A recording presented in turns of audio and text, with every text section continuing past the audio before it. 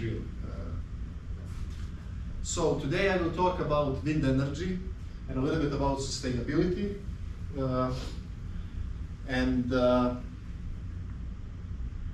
then, as Matthias said, next Monday I will talk a little bit about natural hazard modeling and resilience and stuff like that, statistical modeling. So in terms of wind energy, that's one of the renewable sources of energy, as many of you know. But there is already this definition, renewable energy, many things to untangle. One of them is what is renewable energy. So what would be the definition of a renewable energy source?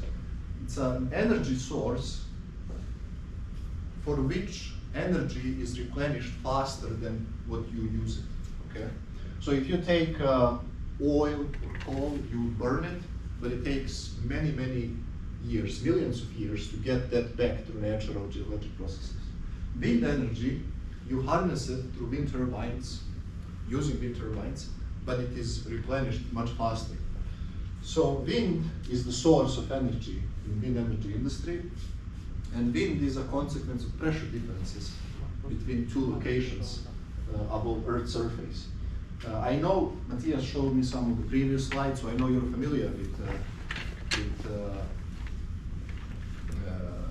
pressure gradient force, Navier-Stokes equations. But in principle, oh, I don't know where my markers are.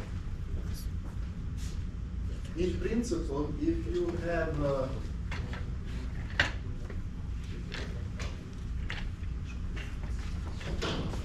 two points, so this is the surface of the Earth. I will use Z to represent vertical axis. So you have point 1, you have point 2. If there is pressure difference between 2 points, there will be pressure gradient force. And pressure gradient force always acts from high pressure to low pressure. Always. It's the simplest force. So if this is high pressure, P1, here is pressure P2, and P1 is larger than P2, then there will be pressure gradient force, PGF, acting from 1 to 2. And of course, you probably saw in terms of equations, pressure gradient force is negative 1 over rho, air density, change of pressure over change of distance. So in this case, this would be distance delta x, and delta p would be P2 minus P1, okay? So that's the pressure gradient force. Now, what is causing these pressure differences between, in this case, location 1 and location 2? These pressure differences are typically a consequence of temperature differences. So here, temperature is such that pressure P1 is higher than pressure P2. And these temperature differences are not just temperature differences for the air close to the surface, but the entire column of air contributes to these temperature differences, okay? I don't know if you studied in this or other courses, but our atmosphere is predominantly heated by the surface. Of course, ultimate source of energy is the sun, but sun does not heat atmosphere directly, mostly. Rather, sun energy, solar energy is 30% reflected and 50% absorbed by Earth. So very little is directly absorbed by the atmosphere. And then Earth re-radiates that energy and thereby heating the atmosphere. So the further we are from the Earth's surface, the colder it gets. One might say, well, I thought we are closer to the sun, so it should be warmer. No, because indirectly, the heat of energy for the atmosphere is the surface, okay? So pressure differences are consequence of temperature differences. And why would we have temperature differences? Many reasons. Maybe two different types of surfaces. Dark surface, not so dark surface. Urban, rural. Water, land. Very high latitude, very low latitude, and so on. So many things contribute to temperature differences that translate into pressure differences. Okay? And then, as I said, we go back to the sun. These temperature differences are consequently product of solar activity. And that's why wind energy is a renewable source of energy, because wind is generated by the energy that we get from the sun. Okay? Any questions about this? I assume many of you already knew this. Now, today's lecture, I'll try to structure it in a way that we talk a little bit about wind energy in terms of installed capacity, how countries are dealing with this. Then I will talk a little bit about efficiency of wind turbines. And then I'll try to discuss at the end, if there is time, economic aspects of wind energy projects. And I worked 2.5 years in wind energy industry, so I can share with you some experience from that time. So in terms of installed capacities for wind energy, from year to year we have more and more wind turbines. So wind turbines are devices that extract energy from the wind. In 2023, this planet called Earth had 1,047 gigawatts of installed wind capacities. Giga is 10 to the power 9, so 1,047 billions of watts of installed wind capacity. That's huge. Now, in terms of who is leading the world in terms of wind energy, it's China.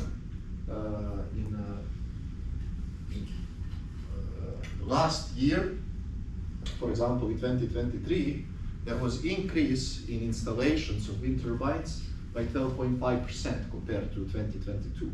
And out of this 12.5%, 2/3 of new installations were in China.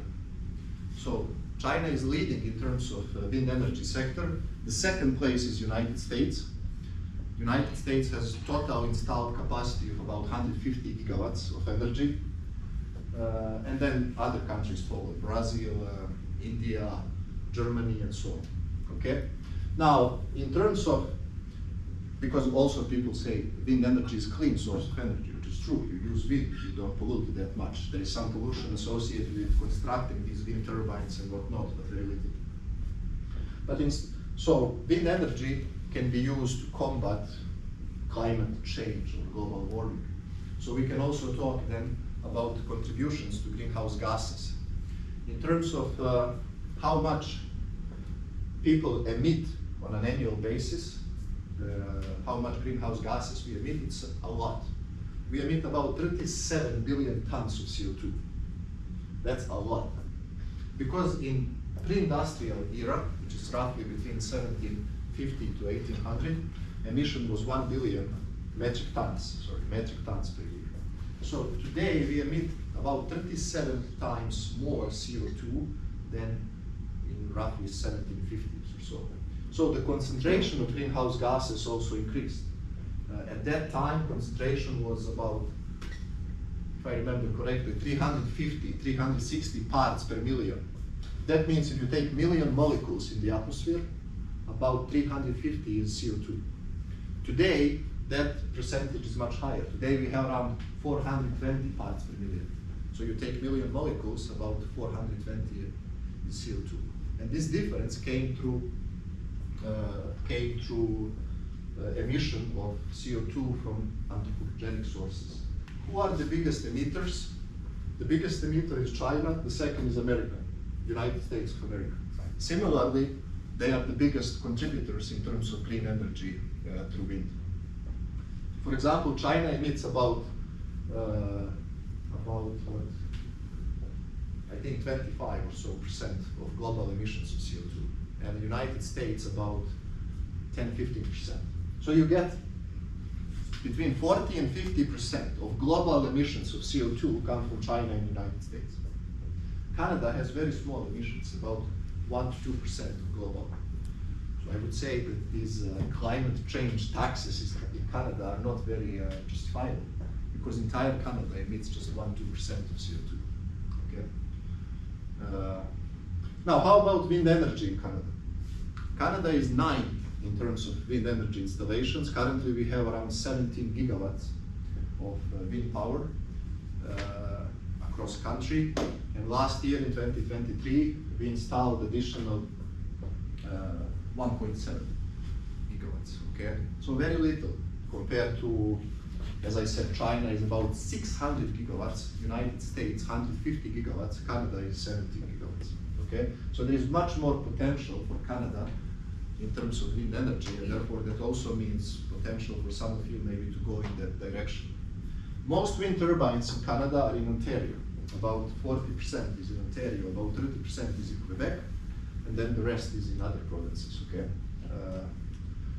Alberta and Nova Scotia and so on. Do you have any questions about this? No? So,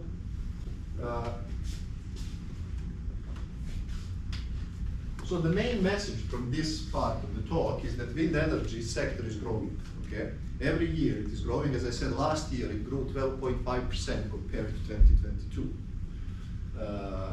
And that, well, indications are it will continue to grow. Now the rate of growth is decreasing, and that's logical, because the rate of growth was the biggest in the 90s and the beginning of 2000s when wind energy became very popular, and then the best locations in terms of wind potential were taken. So we still have a positive trend, but not as positive as it was 20, 30 years ago.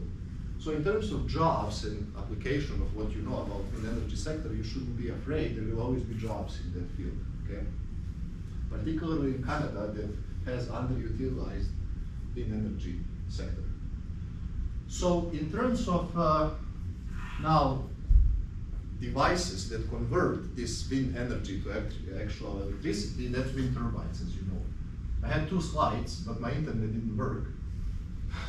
One slide was a picture of wind turbine. That looks something like that, okay? So wind turbine has different components. It's tower. This is nacelle, also known as hub, and blades. Typically there are 3 blades today for wind turbines. Back in the days, we had wind turbines with 2 blades, sometimes 4 blades, some experimental, but 3 blades are the most structurally stable configuration. And in terms of, this is called hub height. Hub heights these days are over 100 meters. So these are huge devices, and these blades radius. So this whole thing is called rotor. So one blade is radius of that rotor is approximately 50, 60, 70, 100 meters. Okay. Now we have hub heights that exceed 200 meters, huge. So this area that these blades sweep, known as swept area, is huge. It's like 2-3 soccer fields, because that area is pi r squared, but I told you that r is, let's say, 100 meters, so that's a huge number, okay, that swept area by wind turbines. I don't know if any of you had a chance to see wind turbine from close distance, but it's really huge. Like when you maybe drive next to highway and you see them, they look big, but when you actually stand next to them, it's enormous, okay? We will talk later, if there is time, about cost of wind turbines and how much it costs to produce one and maybe install one or something like that. So they are very, very expensive, okay? And as I said, and as you know, without saying, wind is the main source of energy for these devices. So let's talk more about that maybe. So if I replicate this figure over here, and I will take this to be x-axis, and this will be z-axis. So if I have a wind turbine over here,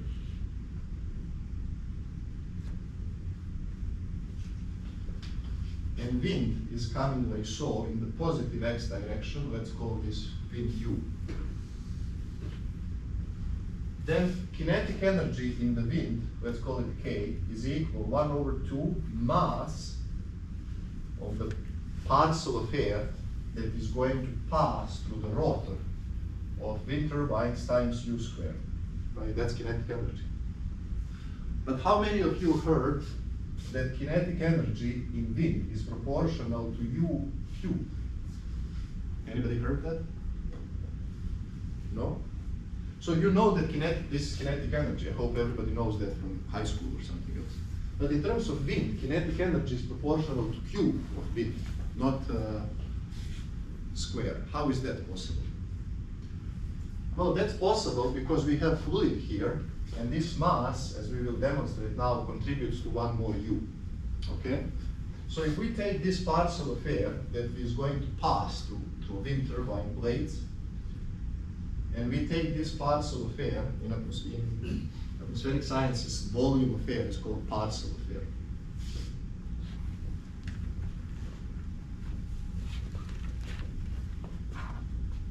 So then this parcel of air has certain thickness, like a small disk passing like that, right? So therefore, this K becomes 1 over 2. What is the mass of this?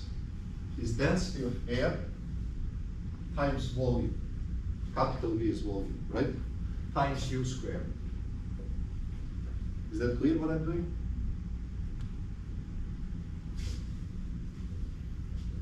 This is further equal 1 over 2 density.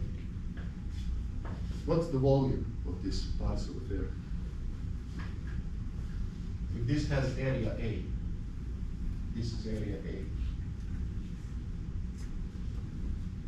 How would you express volume of this parcel of air that has diameter the same as rotoplate?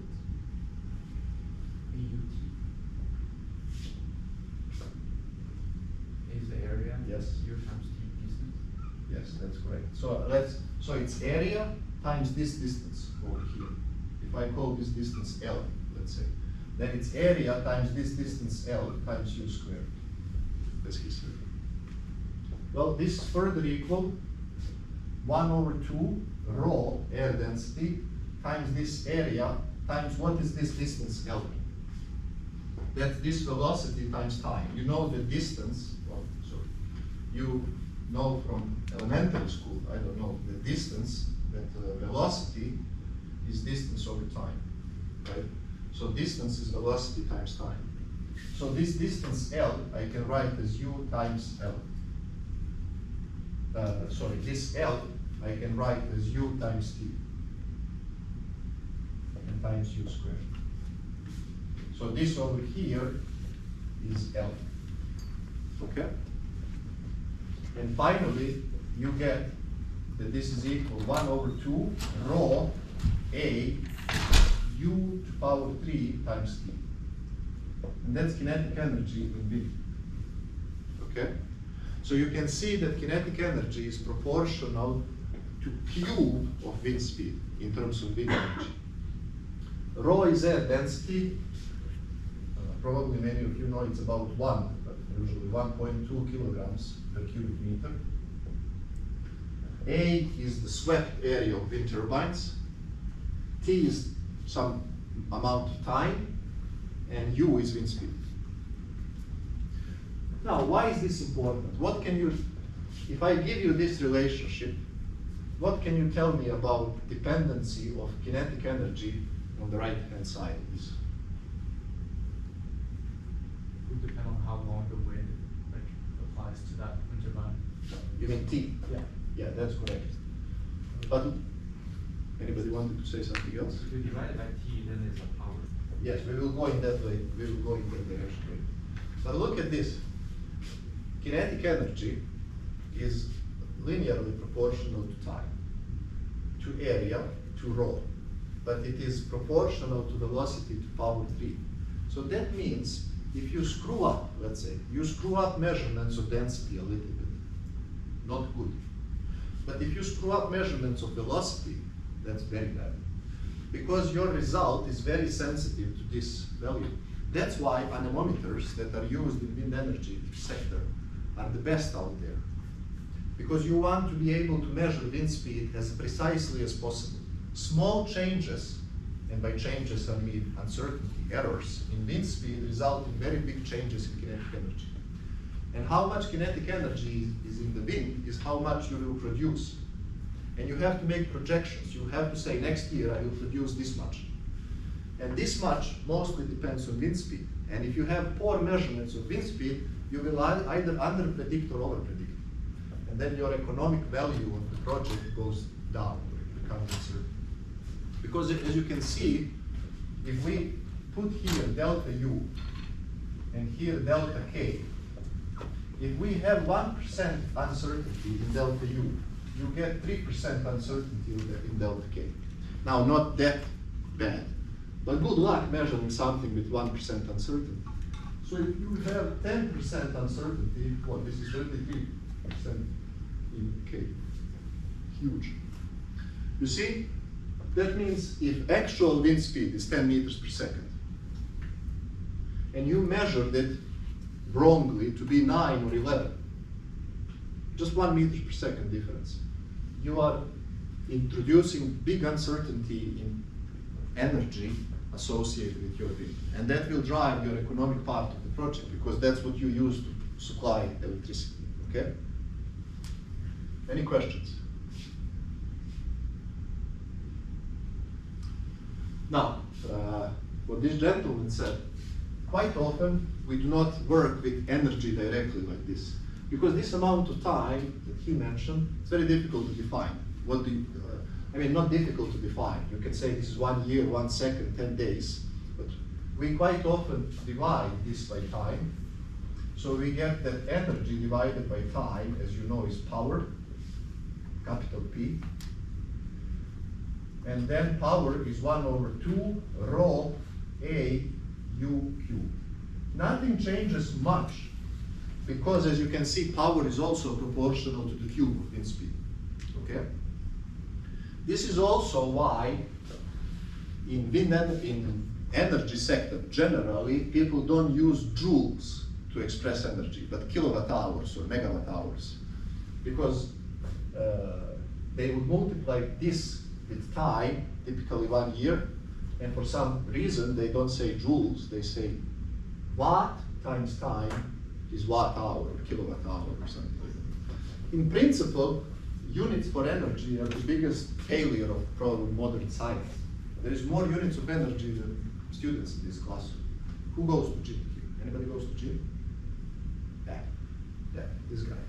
And when they ask you how much, what was your workout, you don't say, I burned 200 joules of energy or something. You say how many calories, that's energy. Then there is kilocalories, then there is joules, then there is kilowatt hours. Then there is just all bunch of units. It would be best if we just use joules.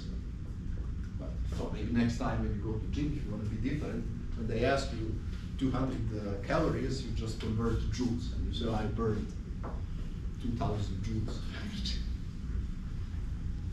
That's how we used to approach the girls in disco clubs. That's why I stayed unmarried until 35. But anyways, is this clear, what I said here? Okay, so the main takeaway message is, first of all, for you, people often say in news, wind energy is proportional to the cube of wind speed. Now you see why. Because kinetic energy on its own is square, as you know. This is why. And also to emphasize importance of measurements. Extremely, extremely important to have reliable measurements in wind energy sector, okay? Now, I would like to talk, yes, there is one more thing, yes, that I wanted to say here. There is another thing that is bothersome here, and that's this area A. Because this area A is attached to this particular wind turbine. Now, this person comes and says, yeah, but I'm planning to have another wind turbine, so this is not applicable to me. So we also tend to apply, to divide this by area. And then you get PD, called power density. Power density is 1/2 rho U cube. What is the beauty of this? Beauty of this quantity is it's not attached to particular wind turbine. So now, this is one of the slides I wanted to show you. Now you can create wind power maps for Canada, for Europe, for world, which people did. So you know what is the power in the wind, irrespective of what turbine you want to use. And then when you decide which wind turbine you want to use, you just multiply this with your particular wind turbine, okay? Area of wind turbine. So this is flow property, where this is both flow and technical, namely wind turbine property. So the wind maps are expressed in terms of wind and also this power density quite often, okay? Which is basically wind multiplied by rho, but density is changing with height, so density at the surface is not density at the height of the wind turbine. Any questions? Sorry, Yes. Is the power density related to the elevation of the wind turbine? Because the wind velocity, I think, is related to Yes. the elevation of Yes. So they will tell you now, power density at 50 meters above ground, 75 meters above ground, 100 meters above ground. So they give, I mean, the people that do research on this and whatnot, or if you do your own measurements, you calculate this at different heights. That's correct. You go all the way to 200 meters, because today these wind turbines are so tall. And you know how wind, Matthias told me, he talked about power law, log law, all these laws. So you know how the wind changes with height, at least in principle, logarithmically. Any other question? I also have a question, like, because you said that the blade will be very big, and just within that blade, probably there will be some variation of the wind Yes. speed, like, Yes. probably the density can also account for that? Yes, so there will be both change in density and wind, but wind will change much more than density. But that is usually not accounted for, at least not like this. If you want to account for that, you have to have some numerical models that will simulate the response of the blades to change in. So that's, let me just put it like this, that's a loss. Ideally, you would have uniform flow, but you don't have uniform flow. And this becomes bigger problem the bigger the turbines are. If you have small wind turbine, you can imagine it's not a big deal. But if you have turbine that has blade 100 meters, that means diameter is 200 meters. So the wind speed can be substantially different than the bottom tip and top tip. And in advanced approaches, that has to be taken into account. Yes. So like similar ideas, like when you have wind turbines, you usually have like a field of wind turbines. And so would like they which affect like the Yeah. the energy. Yes. Yes, so I also, thank you for reminding me, field of wind turbines is usually called wind farm. So a single wind turbine is wind turbine, more of them is wind farm. Similar to solar panels. One solar panel is solar panel, more of them is solar farm. So you're right, in that case we have the so-called wake effect. And I was thinking, should I talk about that in this lecture, but I decided not to. Because it requires whole lecture and I don't have that many lectures. So, but what he's saying is basically, here is one wind turbine, and the wind is blowing like so. And you put another wind turbine over here, then of course this wind turbine will affect that one, because there will be the so-called wake.